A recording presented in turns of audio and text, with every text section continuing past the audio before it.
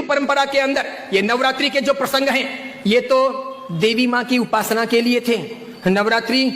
पवित्रतम रात्रियां कही जाती है, पवित्रतम दिन कहे जाते हैं। यह आसो जो चैत्र महीने में आती है, यह साधना के लिए, मंत्र साधनाओं के लिए, ब्रह्मचर्य के लिए, सत्व को प्राप्त करने के लिए, इष्ट की सिद्धि के लिए, अंतरतम की शक्तियों को जगाने के लिए, कुछ अच्छा हासिल करने के लिए होती हैं। समझदार हिंदू और समझदार जैन श्रावक श्राविका और समझदार हिंदू और समझदार जैन साधु संत इन दिनों में साधना में बैठते हैं,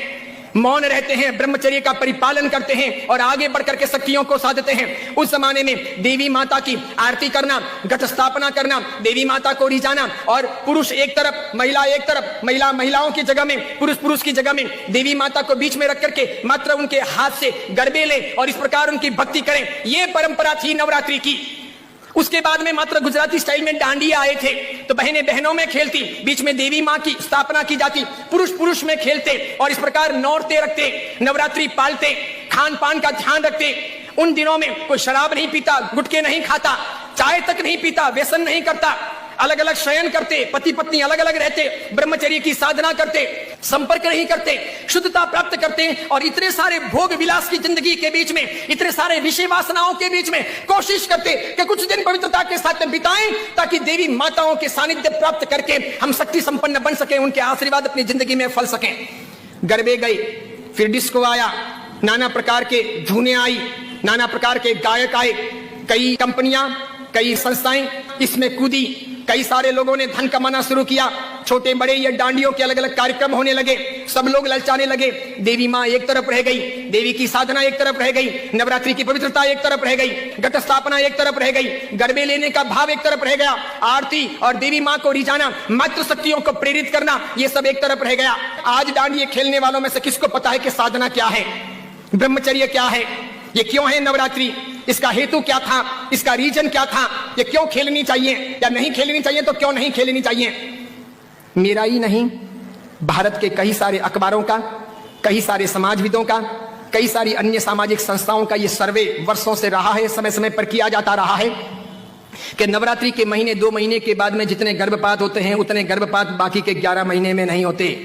तो ये व्यभिचार नहीं है तो क्या है, ये दुराचार नहीं है तो क्या है, ये जीवन की भ्रष्टता नहीं है तो क्या है। इस बात पर मैं कुछ वर्षों पहले बोला था, अभी किसी ने वो वीडियो वायरल कर दिया और उस वीडियो को लेकर के अखबार ने लिखा। मैंने कहा जो सच है वो सच है कि हम अपनी साधनाओं को बचाएं, बेच ना दें। हिंदू धर्म की परंपरा हो कि जैन धर्म की परंपरा हो, कोई भी उत्सव महोत्सव हो, मैंने समय समय पर यह भी कहा था, गणपति अगर हिंदू धर्म के देवता हैं और गणपति के महोत्सव अगर मनाए जाते हैं या उनका आराधन अगर किया जाता है तो उसमें कहीं जुआ नहीं खेलना चाहिए, शराब नहीं पीनी चाहिए, गणपति के नाम पर तमाशे नहीं करने चाहिए, लड़कियों के साथ में नाच गान नहीं होने चाहिए, गणपति लड़कियों को छेड़ने के लिए महोत्सव के तौर पर नहीं आ रहे, लड़कियां अपनी जगह पर हो, पुरुष अपनी जगह पर हो, वहां शराब नहीं पी जानी चाहिए, उनके पैसों का प्रपंच नहीं होना चाहिए, गणपति को सेलेबल नहीं बनाया जाना चाहिए। हिंदू धर्म अगर इन चीजों को नहीं संभालता है तो धीरे धीरे भारतीय संस्कृति का विनाश होगा।